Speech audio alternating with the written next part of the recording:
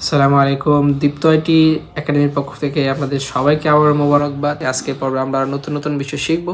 কিভাবে একটা notepad use করবেন, তারপর হচ্ছে কিভাবে আপনাদের ল্যাপটপের যদি কিবোর্ডটা নষ্ট হয়ে যায় ওয়ান স্ক্রিন কিবোর্ড ব্যবহার করে কিভাবে আপনারা কাজ করবেন সেটা আমরা শিখবো। তারপরে শিখবো হচ্ছে কিভাবে আপনার ল্যাপটপের স্পিডটা গতিটা বাড়ানো যায় সে সম্পর্কিত আমরা কিছু টিপস আজকে আলোচনা করব। সো বন্ধুরা, প্রথমে আমরা দেখব কিভাবে আপনাদের ল্যাপটপের মধ্যে অন স্ক্রিন কিবোর্ডটা অন করবেন। So on screen keyboard on করার জন্য আপনাকে কিবোর্ড থেকে কন্ট্রোল, তারপর হচ্ছে উইন্ডোজ, তারপর হচ্ছে আপনি ওতে প্রেস করবেন। তাহলে দেখবেন যে আমাদের সামনে নতুন একটা কিবোর্ড ওপেন হয়ে গেছে। সো এখন আমরা এই কিবোর্ড দিয়ে কিন্তু আমাদের এখানে কাজগুলো করব। সো আমাদের কিবোর্ড সম্পর্কে একটু বেসিক আমরা এখান থেকে দেখে নিই। সো আপনি দেখতে পাচ্ছেন আমাদের যে কর্নার রয়েছে কিবোর্ডে, সেই কর্নারে যদি আমি মাউস পয়েন্টার নেই, এখানে কিন্তু একটা অ্যারোর মতো চলে আসছে। সো এই অ্যারোটা ধরে কিন্তু আমরা চাইলে এটা কীরকম ছোটো বড়ো করতে পারবো। আবার যদি আমি এখান থেকে এই সাইডে ধরে কিন্তু এভাবে যদি আমি সামনে নিই, তাহলে কিন্তু এখানে আমি ছোটো বড়ো করতে পারতেছি। অলরাইট, তারপরে আপনি এখানে দেখতে পাচ্ছেন অপশান বার, তারপরে ইনসার্ট, ইন, হোম। সো এগুলো কিন্তু আমাদের যে কিবোর্ড রয়েছে সেই কিবোর্ডে কিন্তু আমরা এগুলো পেয়ে থাকি। সো তারপর একটা দেখতে পাচ্ছেন যে আপনি মুভ আপ। সো আপনি এখানে ক্লিক করেন, তাহলে দেখতে পাচ্ছেন যে আমার যে অন স্ক্রিন কিবোর্ডটা সেটা কিন্তু উপরে চলে গেছে। আপনি যদি এখান থেকে মুভ ডাউনে ক্লিক করেন, দেখতে পাচ্ছেন এটা আমার নিচে চলে আসছে। সো আবার এখান থেকে যে ভিতে ক্লিক করেন, তাহলে দেখতে পাচ্ছেন এটা কিন্তু এরকম মিনিমাইজ হয়ে ছোটো হয়ে চলে আসছে। আবার যদি এখানে জেনারেলে ক্লিক করেন, তাহলে দেখতে পাবেন যে আমার আগের মতো চলে আসছে। সো আমাদের যে কিবোর্ড রয়েছে ল্যাপটপ বা কম্পিউটারে, সেই কিবোর্ডে কিন্তু একটা নাম্বারের একটা জায়গা থাকে যেখানে অনেকগুলো নাম্বার লেখা থাকে, কিন্তু আমার এখানে কিন্তু এই নাম্বারটা নেই। সো আমি নাম্বারটা এখানে কীভাবে শো করব, দেখতে পাচ্ছেন এখানে আমাদের অপশান রয়েছে। আমি এখান থেকে অপশানে ক্লিক করলাম। ক্লিক করার পর এখানে দেখতে পাচ্ছেন টার্ন অন নাম্বারিং কিপ্যাড। আমরা এই ঠিক বক্সে চেক করে দিব। চেক করে দেওয়ার পর আমরা এখান থেকে ওকেতে ক্লিক করব। সো দেখতে পাচ্ছেন এখন কিন্তু আমাদের পরিপূর্ণ কিবোর্ডটা এখানে চলে আসছে। সো চলুন আমরা এটার কাজগুলো শিখে নিই। সো আমি এখানে যদি কিছু লিখতে চাই, সো দেখেন আমার মাউস পয়েন্টারটা আমি লেখার পরে রাখার পরে এখানে যদি লিখি DIPTO লিখলাম। সো এখন আমি এটাকে নিচে নিব। সো নিচে নেওয়ার জন্য আপনি এখানে দেখতে পাচ্ছেন যে এন্টার। যদি আমি এখানে এন্টারে ক্লিক করি, তাহলে দেখতে পাচ্ছেন নিচে চলে আসছে। সো অন স্ক্রিন কিবোর্ডের অনেক বড় একটা সুবিধা হচ্ছে সেটা কিছু ওয়ার্ড আপনি অল্প একটু লিখলেন, দেখবেন যে পুরো সেন্টেন্স আকারে পুরো ওয়ার্ডটা কিন্তু আস্তে আস্তে চলে আসবে। সো আমি যদি লিখি এখান থেকে HO, সো দেখতে পাচ্ছেন আমি যখন এখান থেকে HO লিখেছি, তখন কিন্তু অনেকগুলো ওয়ার্ড আমার এখানে সাজেস্ট করেছে। How, home, house, hope, hours, house, hot, hour. So দেখতে পাচ্ছেন এখানে অনেকগুলো ওয়ার্ড কিন্তু আমার এখানে শো করতেছে। আমাদের কিন্তু এখান থেকে যেটা প্রয়োজন সেটা আমরা নিতে পারি, পুরো ওয়ার্ড কিন্তু আমাদের লেখার প্রয়োজন নেই। সো আমি এখান থেকে হাউয়ে ক্লিক করলাম। সো দেখেন আমি যখন হাউয়ে ক্লিক করেছি, তারপরেও কিন্তু আরও অনেকগুলো অপশান চলে আসছে। সো আমি যদি এখান থেকে টুতে ক্লিক করি, তারপর দেখবেন যে এখানে আরও অনেকগুলো অপশান চলে আসবে। সো আমি এখান থেকে হ্যাভে ক্লিক করলাম।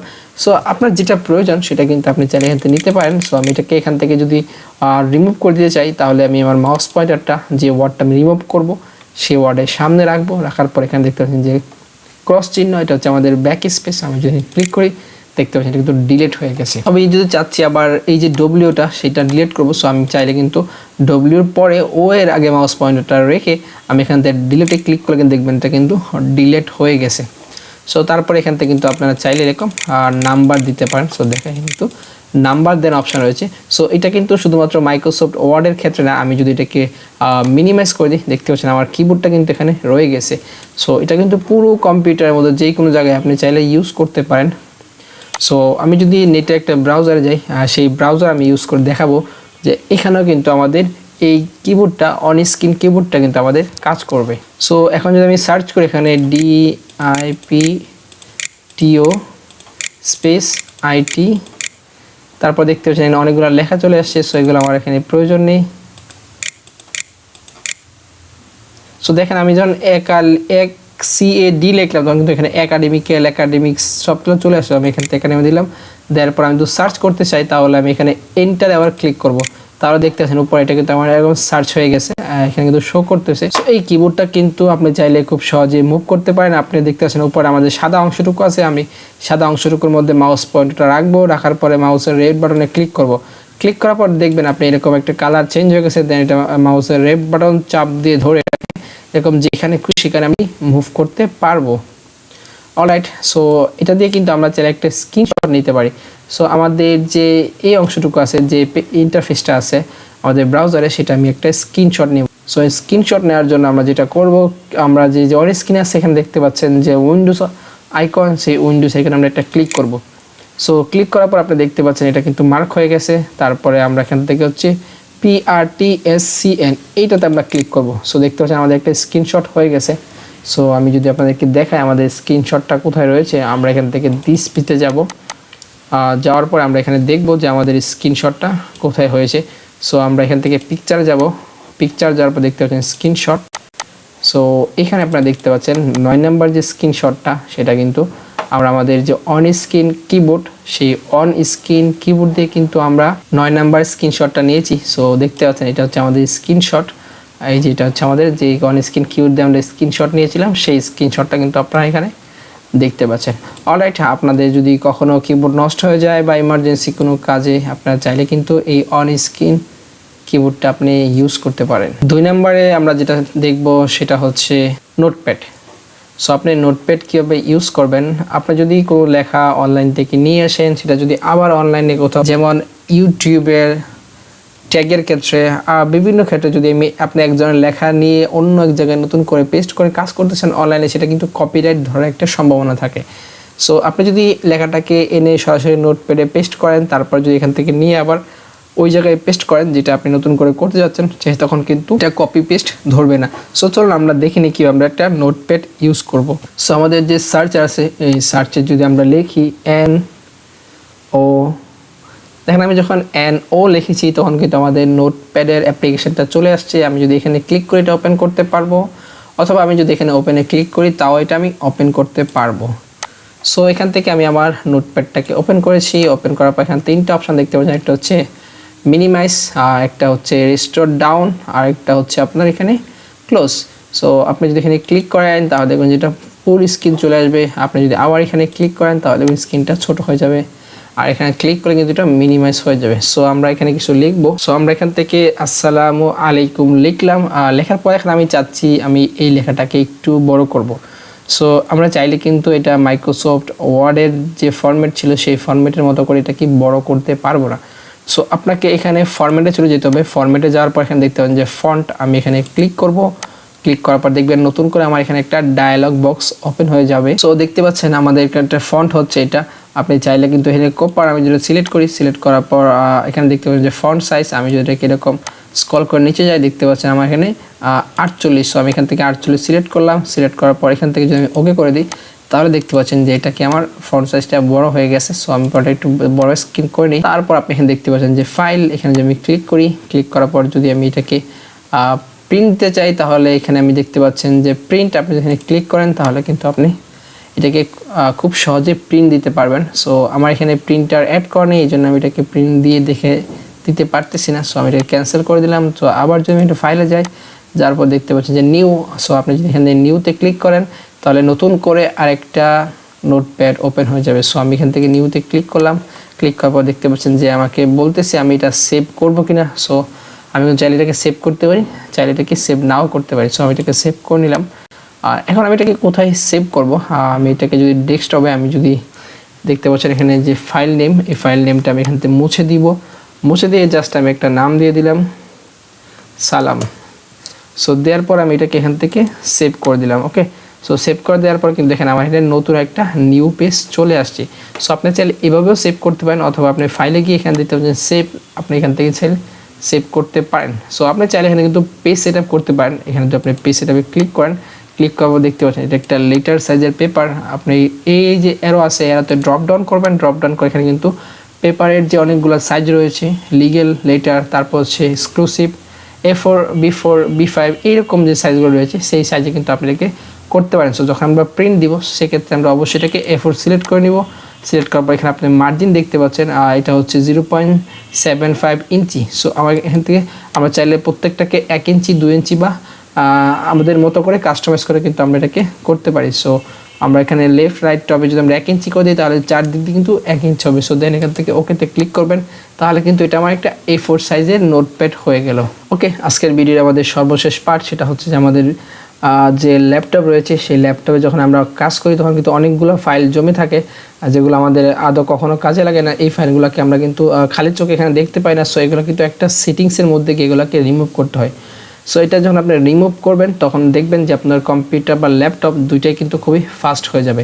সেটা আপনি কিভাবে করবেন, আপনি এখানে সার্চ বক্সে চলে যাবেন সোজা, এখানে লিখবেন হচ্ছে RUN রান লেখার পর আপনি এখান থেকে ওপেন দেখতে পাচ্ছেন, ওপেনে ক্লিক করবেন। সো আমার এখানে যে টেক্সট আছে আমি টেক্সটটা এখান থেকে মুছে দিব, মুছে দিয়ে আমি হচ্ছে এখান থেকে লিখবো TEMP লিখবো। লেখার পর এখান থেকে আমি কিবোর্ড থেকে এন্টার দিতে পারি অথবা আমি এখান থেকে ওকেতে ক্লিক করব।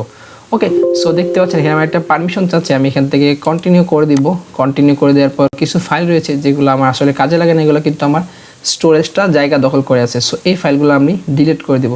সো আপনি চাইলে মাউস ড্রাগ করে ধরে সিলেক্ট করতে পারেন অথবা কিবোর্ড থেকে কন্ট্রোল এতে ক্লিক করলে পুরোটা সিলেক্ট হয়ে যাবে। দেন মাউসের রাইট বাটনে ক্লিক করবেন, ক্লিক করার পর দেখতে পাচ্ছেন ডিলিট। সো এখানে ডিলিটে ক্লিক করবেন, ক্লিক করার পর এখানে দেখতে পাচ্ছেন যে do you for all current items. So আমরা এখান থেকে ঠিক বক্স দিয়ে দেবো, দেন এখান থেকে কন্টিনিউ করে দেবো। সো দেখতে পাচ্ছেন এটা আমাদের 14 MBর একটা ফাইল ছিল, অনেকগুলো ফাইল ছিল কিন্তু এখান থেকে রিমুভ হয়ে গেছে।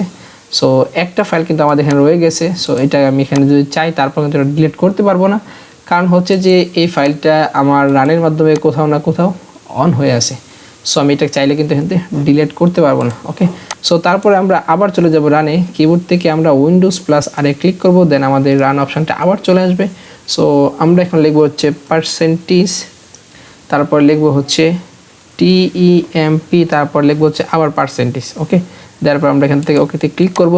ক্লিক করে দেওয়ার পর এখানে কিন্তু দেখতে পাচ্ছেন আমাদের আরও অসংখ্য ফাইল হয়ে গেছে। সো কিবোর্ড থেকে আমরা কন্ট্রোল A দিয়ে পোর্টটাকে সিলেক্ট করব, দেন মাউস ও রাইট বাটনে ক্লিক করে আমরা এখান থেকে ডিলিটে ক্লিক করব।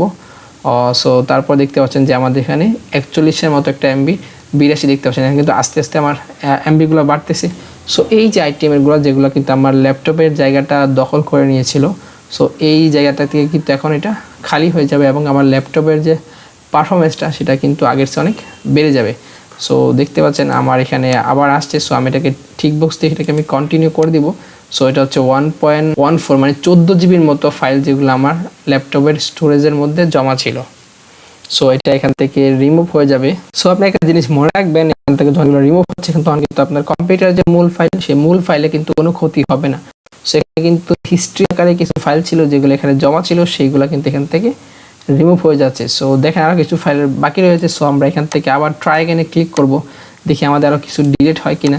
সো এখন যে আইটেমগুলো বাকি আছে সেগুলো কিন্তু আসলে কোনোভাবেই ডিলিট করা যাবে না, কারণ এটা কোনো না কোনো একটা ওয়েতে আমাদের কম্পিউটারে ওপেন করা আছে। সো আমরা আবার কিবোর্ড থেকে উইন্ডোজ+R ক্লিক করব। ক্লিক করার পর হচ্ছে আমরা এখানে লিখবো হচ্ছে প্রিফেট, আমরা এখানে লিখবো, লেখার পর ওকে দেবো। ওকে দেওয়ার পর এখান থেকে আবার আমরা এখানে পারমিশন দিব। সো পারমিশন দিয়ে আবার আমরা এখান থেকে সবগুলা ফাইল ডিলিট করব। সো আগের মতোই কিবোর্ড থেকে কন্ট্রোল A দিয়ে সিলেক্ট করে মাউসের রাইট বাটনে ক্লিক করে আমরা এখান থেকে ডিলিটে ক্লিক করব। ক্লিক করে দেখবেন আমাদের ফাইলগুলো কিন্তু এখানে ডিলিট হয়ে যাবে। ওকে, দেন আমরা কিবোর্ড থেকে আবার উইন্ডোজ+R ক্লিক করব, তারপরে দিব হচ্ছে TREE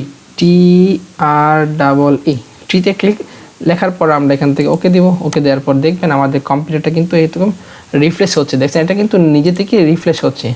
সো এভাবে যদি আপনি 2 দিন পর পর আমি যতগুলো প্রসেস দেখিয়েছি প্রত্যেকটা প্রসেস যদি আপনি ফলো করেন তাহলে দেখতে পাবেন আপনার যে কম্পিউটারটা রয়েছে, ল্যাপটপটা রয়েছে, সেটা কিন্তু স্পিডটা বেড়ে যাবে, পারফরমেন্সটা খুবই ভালো পাবেন। সো আমার এখানে কিন্তু অনেক দিন যাবত ধরে করা হয় না, এই জন্য এত সময় লাগতেছে। সো ফার্স্ট টাইম যখন আমি করব তখন কিন্তু একটু সময় লাগবে, সেকেন্ড টাইম কিন্তু আস্তে আস্তে এটা ফাস্ট করতে পারবো। সো দেখেন আমার এখানে কিন্তু রিফ্রেশ দেওয়া সম্পূর্ণ হয়ে গেছে। সো আশা করি আজকের ভিডিওটা আপনাদের ভালো লেগেছে। সো দেখা হবে আমাদের